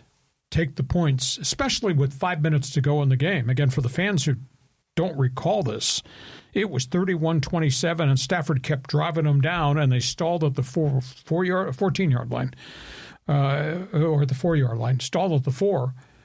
Kicked the field goal, would have been 31-30 with 5 minutes to go, and you still got 3 timeouts left in your pocket plus a 2-minute warning. It could have been 4 stoppages of play, which would have probably allowed you to get Stafford to get the ball back in his hands again. And Sean McVay didn't do it. So it was gut-wrenching. It was just really heartbreaking. And that quarterback did everything he could humanly do to get him to the finish line. So explain to me why certain plays are reviewable and certain plays are not. I mean, this is true in every sport, it seems. I just want them to get it right, you know? And if there's a delay to go to the booth, to go to headquarters, to have someone look at this, I'm okay with it. What's the deal? Why did they have it so they don't make some plays reviewable? It's a tough game to officiate. There's been a great debate probably in the last 3 to 5 years in the National Football League. Let's just have a booth review or a New York review which says that was not a penalty, pick the flag up. They have that. But part of that review is that was a penalty, throw a delayed flag. Yes. Stafford should have had a face mask penalty given him. But, you know, their thing is we don't want the game stopped every 15 seconds for instant replay reviews. Well, if you give coaches 3 challenges, that's it. That's all they can use. And then you just have booth reviews where the league can buzz down and say, don't run the next play, we're looking at something here. No, well, some fans will say that, it slows down the game and everything else, but they have record ratings. I mean, no one's going to turn off the NFL because the games go from 3.5 hours to 3 hours and 45 minutes. To quote John Riley, get the play right. Exactly, because when you get screwed like this, then, you're bitter and it's just wrong. Okay, Rams fan, that's one. I'm sure they're hurting too. I am too. Go ahead. Okay, well, here go to Danielle Zendejas. Hey, good afternoon, gents. So who you picking to win the Super Bowl? We'll talk more about that. We got 2 weeks to break that sucker down. But you can't go against New England when you consider what New England has accomplished against 3 of the best defenses in the National Football League. That's pretty impressive. And the flip side of that, Seattle's the real deal. And that quarterback, he has no fear. I mean, what Darnold does in terms of where he throws the ball, and they max protected him really well. I was really, really impressed. So I think it's going to be a really good Super Bowl. Very different teams, though. But they do. I'm trying to think, what was the term I used on KUSI Saturday morning? I do a big sports segment. It's 6:30 a.m. on Saturday. I don't know if it was angry men or something. It's just angry men, angry mob. That's what I said. I said, this NFC game is going to be like angry mob defense. And that's what it was. It was. And then the defenses were great, and then suddenly they weren't great. Yeah. I'm sorry. I'm saying the AFC game was angry mob. Yeah, for sure. Now, I have this one piece of advice for the Seattle Seahawks. Super Bowl against the Patriots, if you're in down by first and goal, second and goal, don't throw the ball. Right? I mean, that burned them what was that, 10, 11 years ago? Yep. That was the stupidest play. Remember that? Well, you're in a confined area. Unless you're going to get a physical mismatch, that's tough. That's it's tough to throw it over the corner. You got the corner of the end zone acts like a defender. It's a boundary. Yeah. It's tough. Now, unless you're throwing to a tight end matched on a linebacker who can't physically handle somebody 6'6", 6'7", it's just I think it's really hard to throw. But the other thing is, take the points. Totally. This fourth down thing, I like when they're going for fourth down, but sometimes they're just they're going they're over their skis. They're gambling too much. That's the thing. It's blowing my mind. I mean, Sean Payton knew how tough yards were going to come against, how hard to get points against New England. And he knew the damn weather was going to change before the end of the second quarter. It started to get bad. If you go up 10-0, that's a 2-possession game, and bad weather is going to be your best friend. Yeah, and it's also that emotional push. Yeah. So, and then the Patriots are like, oh, crap, now we really got to dig in.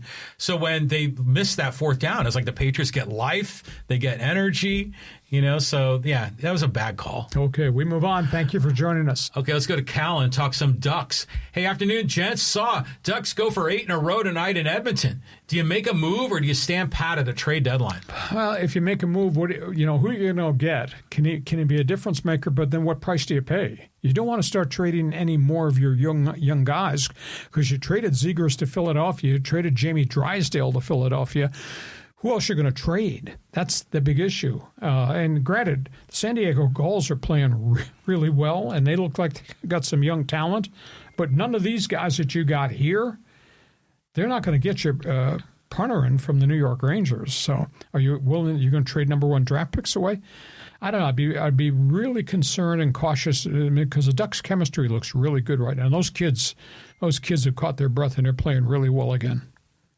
Wouldn't it be something like if the Ducks meet the Oilers in the playoffs and the Kings, by the way, having so much trouble with the Oilers, what if the Ducks were able to overcome them and kind of do a one-up on the Kings, right? That'd be unbelievable. But if Edmonton is Edmonton at full strength, they don't have Draisaitl right now. He's gone home to Germany because of a family illness.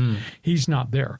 But if Edmonton's got all the pieces in the box with new goaltending and all that world of experience at postseason, and you got these 18 and 19-year-olds walking down the hallway for the first time to play in the Stanley Cup playoffs, that learning curve for the Ducks can be really steep. Yeah, Miracle on Ice has happened before. I guess so, yes, but... Okay.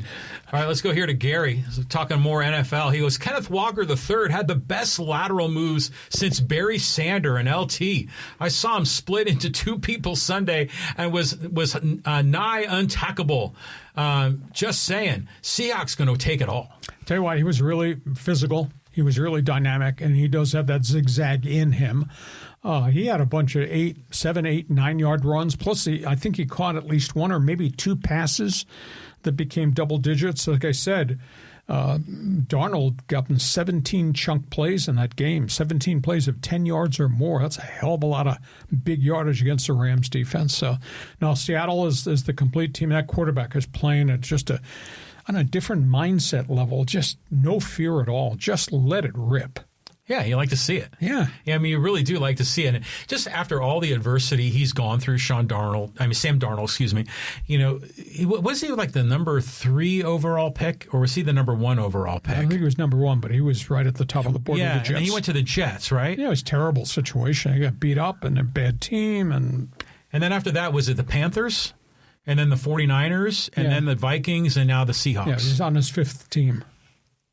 It's a nice run. Kevin O'Connell, Minnesota, unlocked the mystery. And what Mike McDonald has done in Seattle is just really impressive. But they put good people around him. His offensive line, they've got studs in the front. That's not sexy to talk about Charles Cross and those other guys. But their offensive tackles are real big producers. Mike McDonald. I'm just thinking that who was the coach that just went to the Steelers? Mike McCarthy. And then there's Mike McDaniel. And there's Josh McDaniels. It just gets confusing with all these different guys. But did you see in the post game when they were up on the stage and, who was it? It was Michael Strahan was up there saying, hey, this was a division. It was supposed to be the Rams or the Niners. And how did you react to that? And he goes, we did not care. So good on Seattle, man. I mean, this is a special moment. How hard is it for the Rams? They were sitting there at 9-2 with the number 1 seed in their pocket. Oh, yeah. And that whole thing unraveled. And, I mean, they earned the chance to be back in the NFC Championship game, but they traveled a hard road to get there. And, it's gut-wrenching. And when you're a veteran player, you don't get many more chances to get this kick at the can. Yeah. There's only a few times. But, Barry Sanders and LT, man, they were different. Oh, yeah. Yeah, absolutely. Gary, thank you. Okay, let's go here to Bill, talk baseball. Baseball salary cap. Who will smart market owners blame when they continue to spend the minimum floor and the bigger market teams spend the max? Greedy owners ruining baseball by not investing more money in their team. Well, remember, the floor is going to be high. I would assume... If we have I don't know where we have a salary cap, but we have the luxury tax, which is pretty steep, and they're going to make it tougher if they keep the luxury tax. But the floor is going to be maybe as much as $140 million. I swear to you, Bill, half of baseball isn't spending $140 million, and these guys are taking this money, putting it in their pocket. So at the end of the day, if you're Miami and the floor comes in, you got to go to $140 million. You have to spend that on veteran players to make your product better. That's why the Florida spending has been the success point of the NFL, because everybody has to spend it. Now, just because you spend it doesn't mean you're going to hit the jackpot. But that means you better scout and you better get the right players for what you have to spend. But if that floor is 140, and that's the number that's been given to me, that's a hell of a lot of money for Miami and Tampa and Pittsburgh and Detroit and Kansas City and these other guys that they're going to have to spend on their product. Yeah, it seems that if they had the floor and the ceiling, that's good for, the medium-tiered ball players. Yep. Because there's more money to go around. It's not just Juan Soto and a bunch of guys on minimum. But it makes you wonder, from an owner perspective, would this change the valuation of the team? Oh, yeah. If you got a competitive team because now everybody has to spend, your product gets better, the value of your franchise goes up because your fans are now emotionally invested that, hey, my Pirates are in the wild card race. And so their attendance during the course of the season, because their product's better, because they had to spend money. So what would the owner vote need to be? Would it need to be like 2/3 or 3/4? To implement? Oh, well, actually, they have to negotiate it, but... No, it's 8. 8 people could kill salary cap idea or the Florida spending. So they need 23 yes votes to change it. But you got to get the union has to agree to it too. Yeah, that might be the tougher call, is getting the union to agree to it. Yeah, this is interesting. A lot of competing incentives. Oh, this 2026, I mean, we're going to have a lot of dialogue about off the field and about these negotiations and what's right for baseball, the good of baseball, what's good for the players, what's good for the owners, what's good for the overall growth of the game. We'll be talking about pennant races, no doubt about it. Evil umpire, Yankees, Mets, blah, blah, blah, blah. But I'll tell you, the storylines on this side of the table, that's going to get a lot of coverage. Now, just by the way, the NFL obviously has a salary cap. And a floor. And a floor. So you think there's more parity, and therefore we're moving, new teams are kind of at the top from time to time. And, we had the Patriots forever, then we had the Chiefs forever in the AFC, and now the Patriots are back. So it just goes to show you that even with the floor and the ceiling, good organizations are going to still win. You have to make the right decision on the players and where you spend your money, but you have to spend the money. Right. Okay. Thanks, Bill. Let's go here to Richard. Fans Forum. He goes, hey, Devore, California here. Is this finally the year that my Red Wings will actually make the Stanley Cup? And if not, lie to me to keep my hopes up. Well, they're really good. There's no doubt about it. And they might make a trade at the trade deadline. That's one of the rumblings out there. Actually, I was told that they were in on Quinn Hughes, who just got traded from Vancouver to the Minnesota Wild in a mega deal. Vancouver fire sale, trading everybody away. But I was told Detroit was right there. So I think they got good players and they got goal scorers. But there could be another acquisition coming. That February 5th trade deadline, historically, things have changed in the NHL in the last 5 years. I mean, we get a lot of trades at trade deadline day in hockey. We never used to get that before. So, yeah, Detroit could be a player. I remember that last year. It was like this flurry. I mean, it was like insane. The number of deals went down. 43 trades or something. I was keeping track and just. Yeah. And, you have your little crib sheet there on your clipboard. But yeah, it was nuts, and they were just kept coming in like for I think the final 36 hours. Yeah, some clubs build for the future, some clubs dump contracts, some clubs rent star players in the final months of their contract that could be a difference maker. Keep an eye on the New York Rangers because it looks like there's going to be a real purge on that roster. I don't think Chris Drury's done a great job as general manager of the Rangers. They got a lot of guys underachieving, but they may make a whole significant number of trades. All right. Love trade deadlines. Okay, let's go back to football. Surf City Bill, he goes, hey, McVay went for the touchdown on 4th and 4 because the defense wasn't stopping Seattle. Well, but I concur with you there, but would you not rather move within 1 point, have 5 minutes to play, and have 3 timeouts plus the 2-minute warning in your pocket? Because if that's the case, you kick that field goal, all you need is a field goal and one more possession. By failing, you needed a touchdown, and they ran out of time because those guys drained the clock.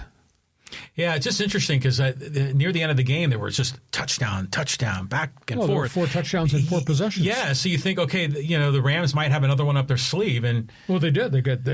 But they ran out of time at the end. They got up to the 4, and they went for the touchdown rather than the 3 points. So that gave the ball back to Seattle, and Seattle sucked all the time off the clock. Took 4 minutes and 35 seconds off the clock. Rams got it back with 25 seconds left. No timeouts. Yeah. Good luck. Yeah. So tough way to lose. But again, I've made a big thing about you should have gone for the field goal and cut the lead to 1 point. But the big thing was their secondary just totally fell apart. And that was all by virtue of mismatches and motions and my God, what McDonald was running offensively and what Kubiak was calling with guys in motion. The Rams secondary was looking at each other as the ball being snapped, and guys were running crossing patterns and pick patterns, and the Rams were just like a step slow, and they kept going down the field. You get 17 chunk plays against a team in the playoffs, you're doing a hell of a job, and they're not. Yeah, they're not. Oh, heartbreaking. Heartbreaking. Okay, let's go here to some more talk on this game from Tom. Sam Darnold alone is a great story. Hope he gets a ring. Couldn't. He's got a really good team around him. I mean, this is different than being Sam Darnold, rookie New York Jets with crap around you. I mean, now Minnesota, they kind of wilted the back end with him, but he's really become what a specimen. He's a big physical guy. And now he's playing with a lot more confidence and a lot more bravado, but he's got really good people around him. I mean, those 3 wideouts, holy cow. And the tight end and their tackles and their center, those are really quality players. And you got Kenneth Walker. And by the way, on the other side of the football, good luck moving the ball against that defense. My God, that defensive front and that back 7. Yeah, that's a good team. Yeah, the Seahawks are looking good, and it is a complete team. Now, Sam Darnold, he went to high school, I think, like in San Clemente, I think. Mm-hmm. So, yeah, local boy. Yeah, you want to see him have some success. You talk about getting up off the floor in your career and your life when everybody gave up on you. Yeah. So. You know, it's just I always think of Sam Darnold and Mac Jones are kind of similar guys that were drafted highly, didn't get off to a really good start, but then have showed flashes of brilliance when they've got good coaching. Exactly. And good people around you. Yeah. Okay, thank you. Okay, this is from John. He goes, my brother is a Titans fan and says the Vrabel getting fired and then leading a team to the Super Bowl is the most Titans thing that could have happened. A lot of dysfunction in that ownership. You know, the franchise was owned by Bud Adams forever and ever, Houston Oilers, Love You Blue, Bum Phillips and all that, then moved to Tennessee and struggled and then got good. You know, they had the Music City Miracle and all that.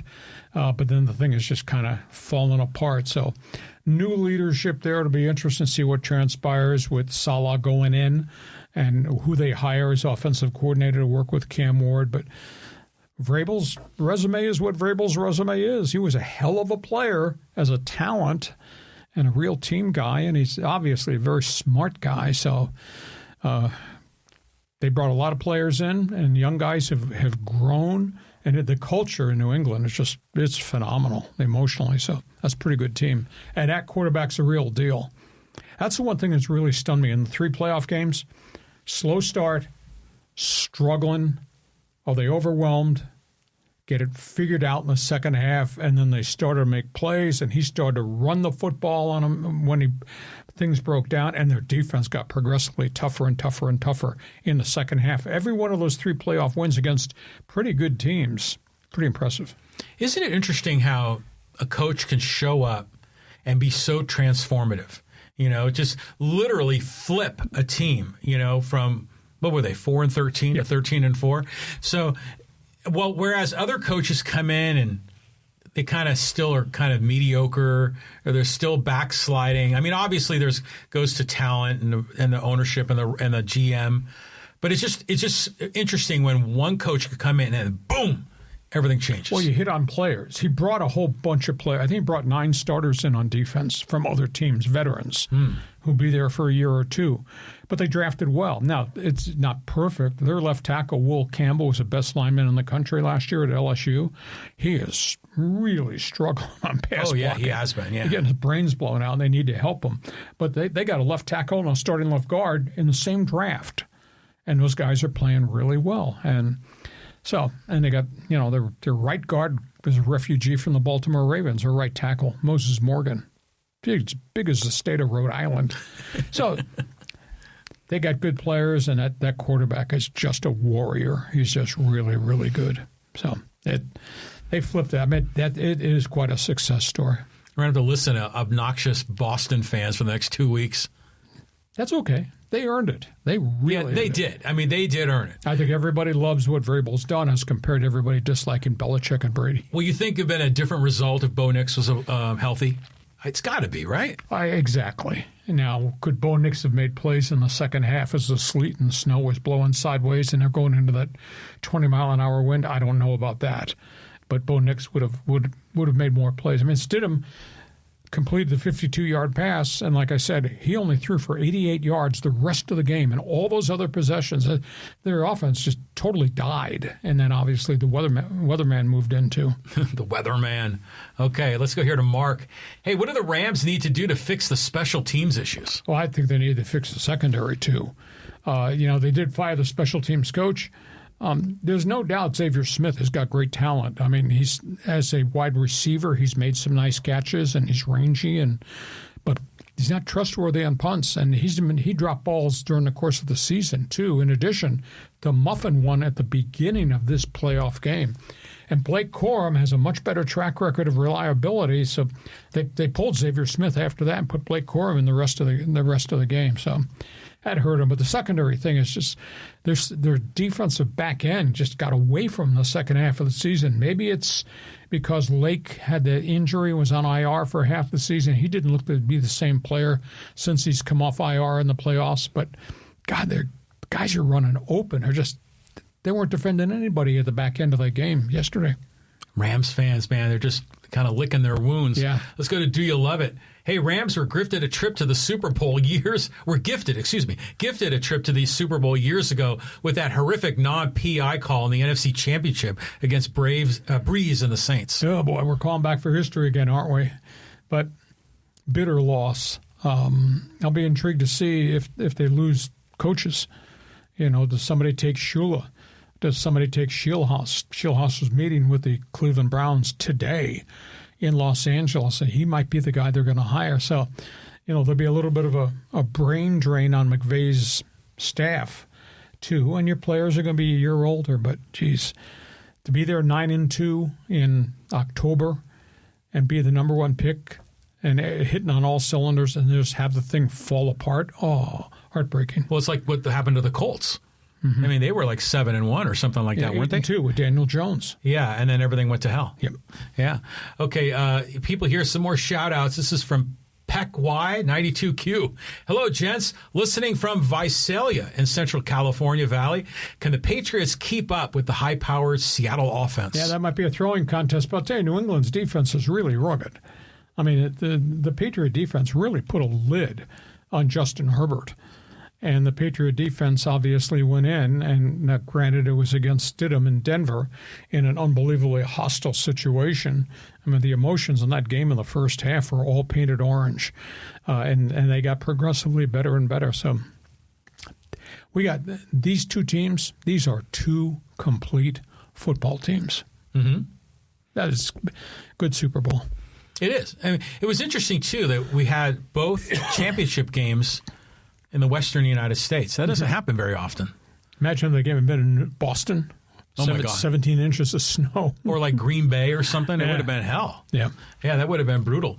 Okay, let's go here to Chris. Hey, got to watch Chris Shula coordinate his way out of one of the available head coaching jobs yesterday. Well, that wasn't good yesterday. That kind of damages that resume a little bit. But I think he's had 3 interviews. But, again, there's only 4 jobs left. Out of the 10 interviews or 10 job openings that there were, there's only 4 left. And I think another bunch are going to close pretty quickly here. But heartbroken for McVay.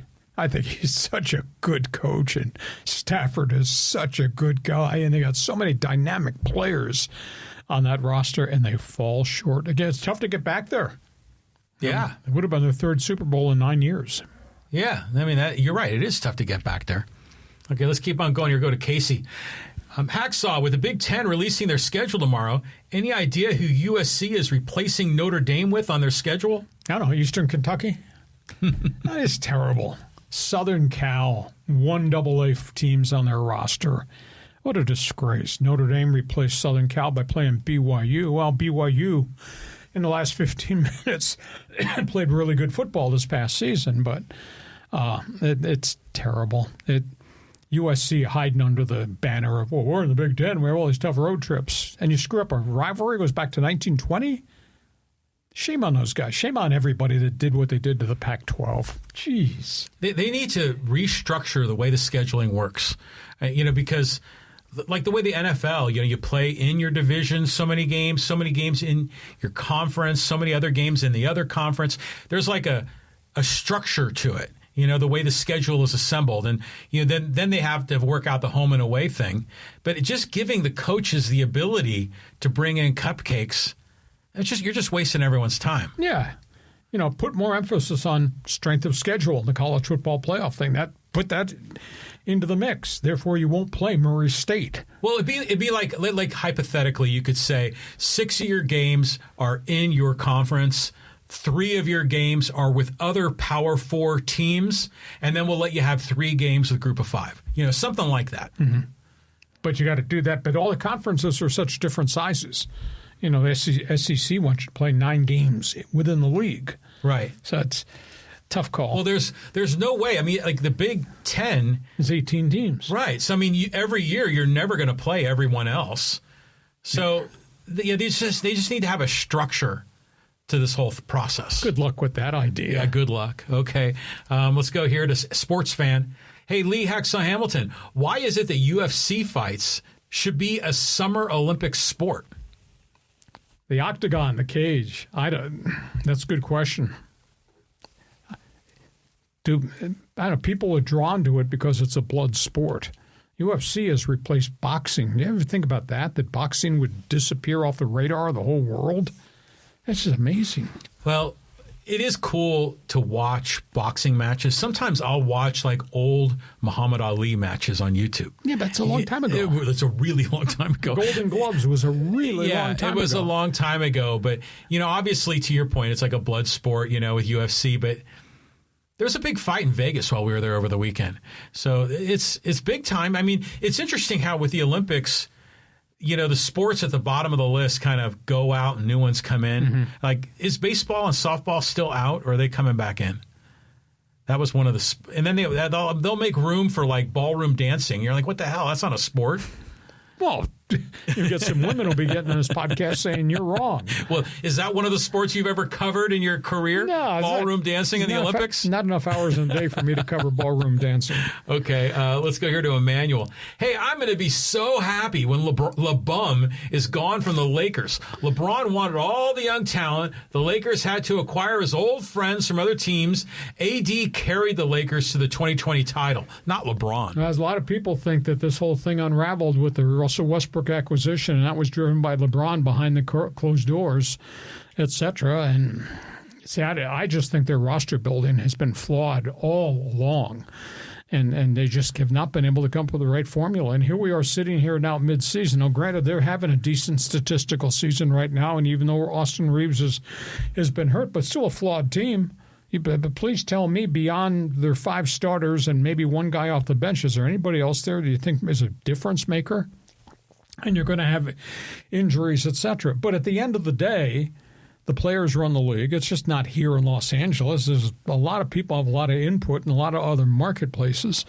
But, boy, the Lakers are just not a complete team and have not been a complete team since the Kobe, Shaq, and maybe the AD when he first arrived here. So it's tough call, but he's a great player. My goodness, he's as complete a player as there is. I mean, he is every bit what Michael Jordan was. No. No? No,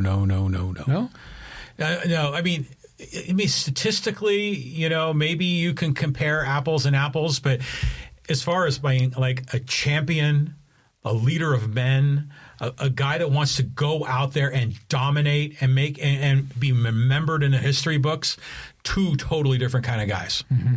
And I think that's what Emmanuel is talking about right here. It's like they call him LeBum.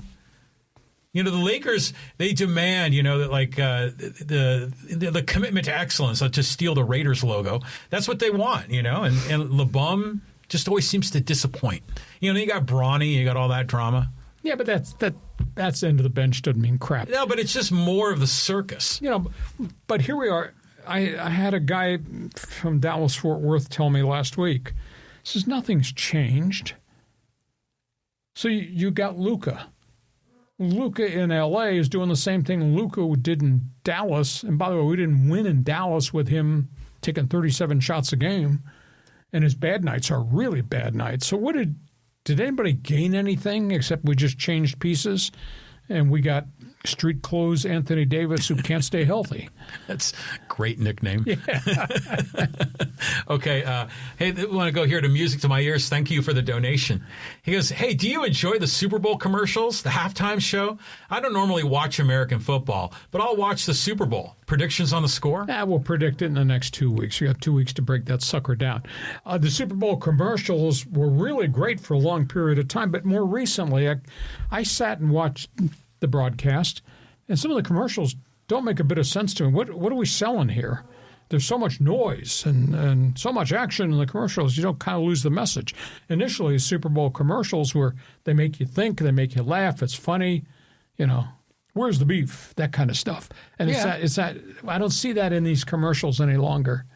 Yeah, it's some ad agencies can be overly creative. It's like everything is Star Wars now. Well, there's a lot of that. Yeah, I mean, I remember Volkswagen had like a Darth Vader in their commercial for one of those. But the commercials are fun, and some years they're better than others. But the halftime show, it's interesting because, first of all, the Prince halftime show, when was that, like 15 years ago? Mm-hmm. That was insane. He was playing Purple Rain in the rain in Miami. I mean, it was fantastic. I remember Tom Petty was good. U2, I thought it did a good job. Michael Jackson had a big one there in the early 90s. He did a good job. In the minority. I don't watch the halftime music shows. I don't really care. Well, who was the halftime show last year? It was one of the big time rappers, and I can't remember his name, but I know that part of his show, he had Serena Williams out there, and they were doing certain kinds of dances that had hidden meanings and kind of double messages. Mm-hmm. And so it was interesting to kind of learn more about that. So I know I like the whole halftime show experience. To me, that's a big highlight. You like French pastry? It's good stuff. Okay. All right. Let's. We'll talk more about the game in the next couple of shows. Okay. Let's go here to Trevin.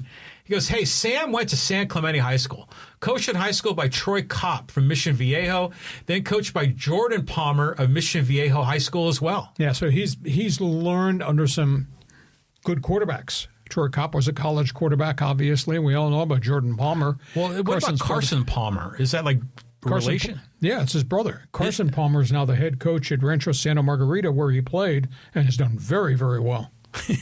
Jim Rome loves to imitate you saying Rancho Santa Margarita. Rancho Santa Margarita. Pick up the phone. Romy, thanks for listening. Yeah, good old Rome. Okay, let's bounce out of our live chat and let's go in here to social media.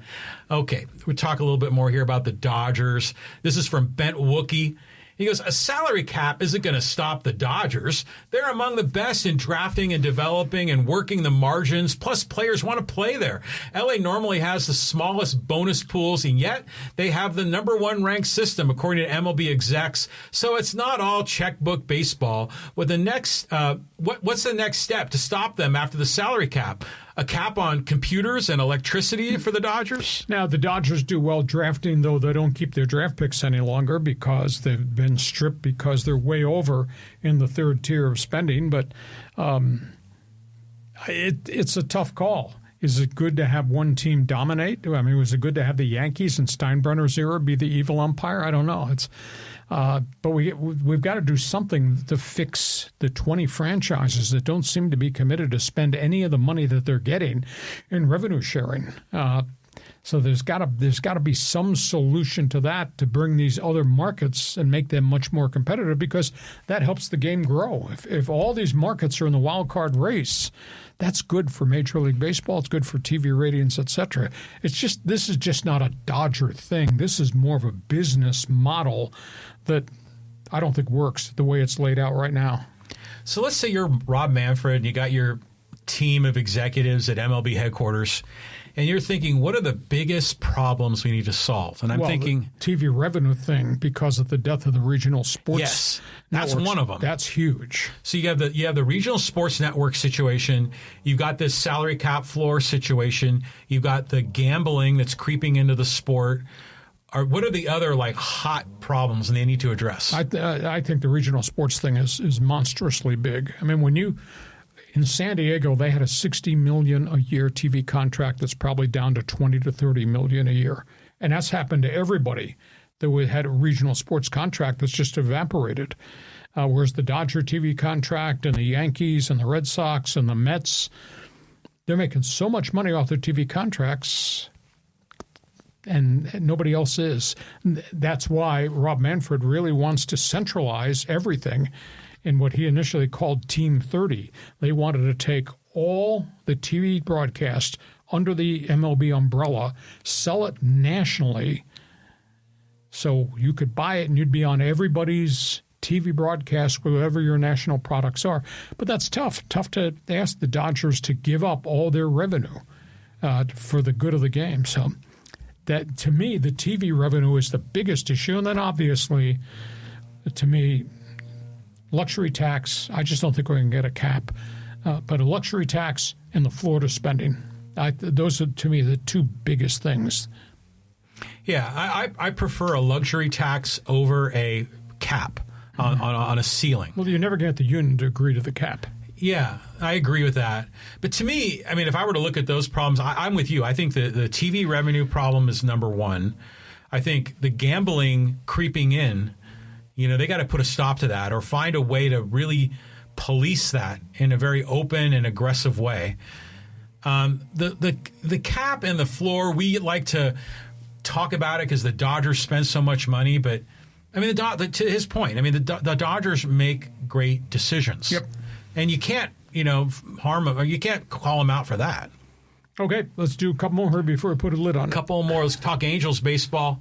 This is with Fantasy X Channel. I don't know what that's about.